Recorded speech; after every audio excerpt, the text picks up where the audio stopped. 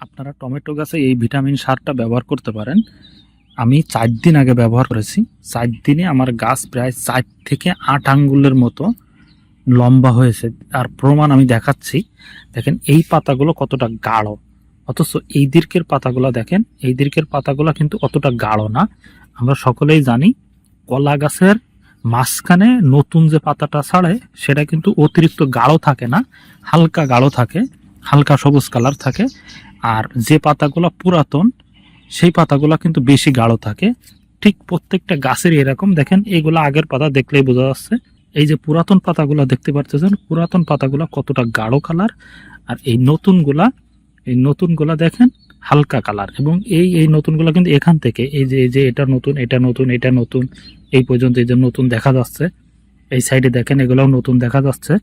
অথচ আমি আগের একটা গাছ দেখাই যে গাছে আমি দেই নাই, এই গাছটা দেখেন, এই গাছগুলোতে আমি ভিটামিন দেই নাই। এই একটা গাছ দেখেন, এটাতেও আমি ভিটামিন দেই নাই, তার প্রমাণ বোঝা যাচ্ছে। এবং এই গাছের তুলনায় ওই গাছ প্রায় 1 বিঘাতের মতো লম্বা। আমি এটা জাস্ট ট্রাই করার জন্য করেছিলাম, কারণ এই ভিটামিনটা কাজ করবে কিনা টমেটো গাছে এটা দেখার জন্যই আমি এই কাজটা করেছিলাম। আলহামদুলিল্লাহ ভালো ফলাফল পেয়েছি। আপনারা চাইলেও করতে পারেন।